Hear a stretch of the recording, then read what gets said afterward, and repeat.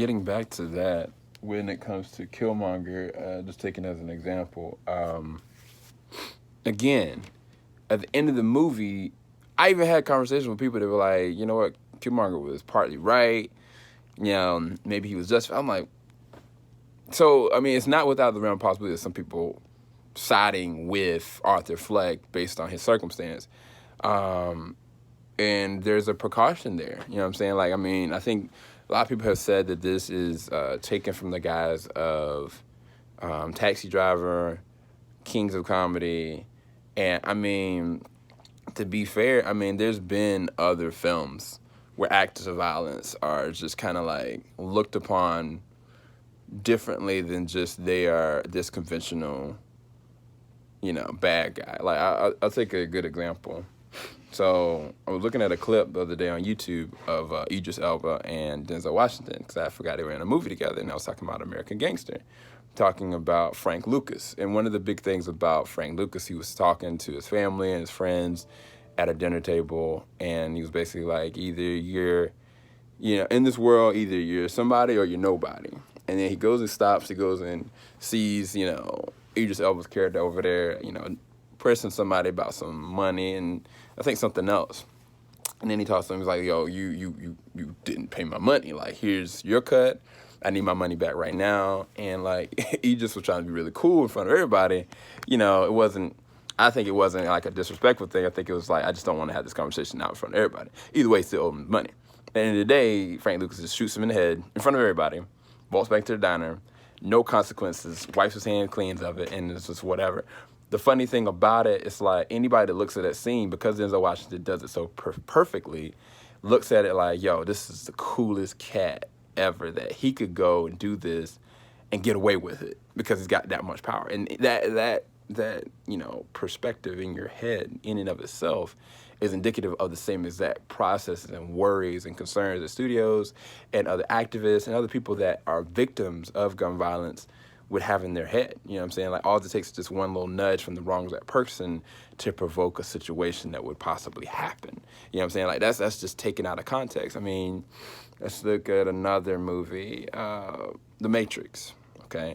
The Matrix movie, when it came out, some of the most amazing sci-fi you've ever seen. And one of the best scenes in the movie to me is the scene with him and Trinity going into the security station and just mopping the floor with everybody. Now, the thing about the security station, everybody that's in there, of course, they are against him.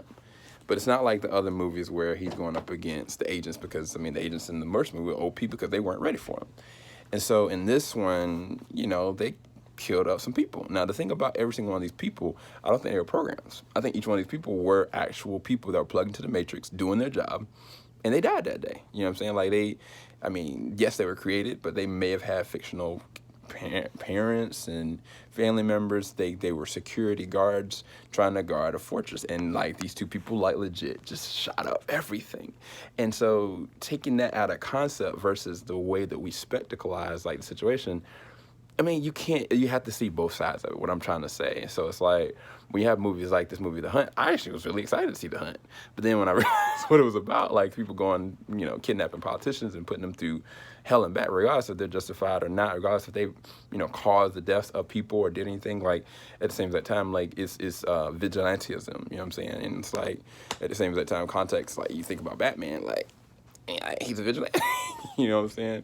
And so I wanted to do this video to make sure that people looked at this in the right light and tone, that this is a precautions.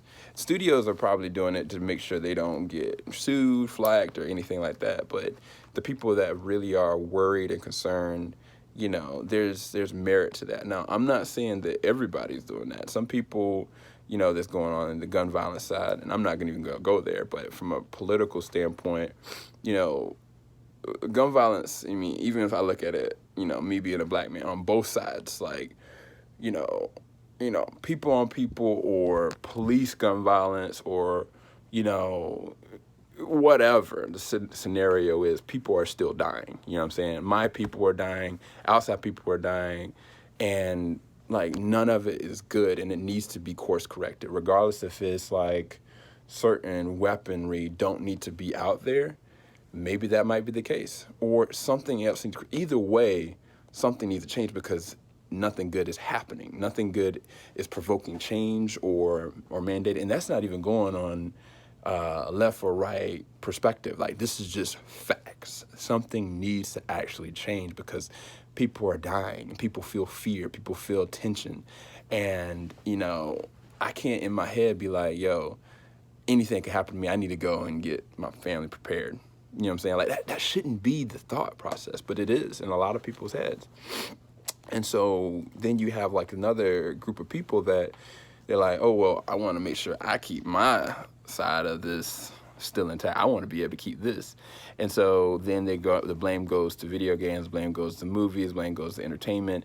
And entertainment is the flux of where money is actually being driven. Matter of fact, it's provoking people to go and want to protect their families and going into the military and going and doing certain things of acts of service. So it's like, some people are playing the cards the wrong way versus like those people that legit are victims and know and seen what has happened and are merited. So I'm not saying I'm going that route. I'm just saying that regardless of the fact that there's a sensitivity to that, there are people that are playing the cards a certain way. There are people that are justified in their thoughts, you know what I'm saying? And then there's people that on the studio side and on the film production side and content creators like me, like directors like me, like that's a worry and a concern, like, because you want to create art. You want to be able to create the expression of a thought or idea, but you don't want to provoke the wrong kind of perspective to be flooded into somebody to use it. It's kind of like somebody that created the internet or somebody that created like something before in the military.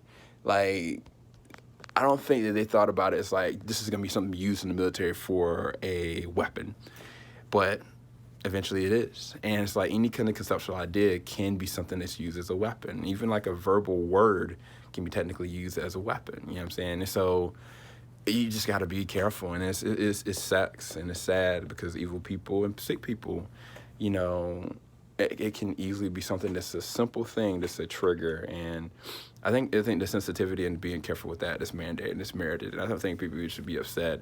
I think the sad thing is when people that are really excited and trying to get their movie out there, when they are denied being able to even release it. I think that's rough. Or like a demographic where people cannot see it. But I think that when you make sure you keep the option there that, all right, maybe we don't need to screen this here, or maybe we don't need to screen it at all. Maybe we need to be wait for release. And if this city here as a whole voted that they do not want it in their city, respect their wishes and go from there. But I think that when you talk about like removing a film altogether or a TV series or a project altogether, I think that's rough. I mean, I'm not gonna lie, it's really rough from a content creator side. And when you have to do it, like, you have to look at it not with a chip on your shoulder. Like, you're like, okay, I'm doing it for these people. I'm doing it for the right reason. You know what I'm saying? Not the political reason, not because somebody is trying to use this as propaganda, but I have to look at it on the right side. So it's rough. Anyway, I just want to pick your brains. I don't even know what I'm gonna title these 2 videos, but hopefully it gives some perspective and looking at it from a different guise of eyes, not just from a media side, not just from a film fan side, but the empathetic side and looking at it on all corners. But hopefully you guys did enjoy these. If you want me to make more videos like this, let me know in the comment section below. Make sure you like, make sure you subscribe, hit the bell button. Peace, guys.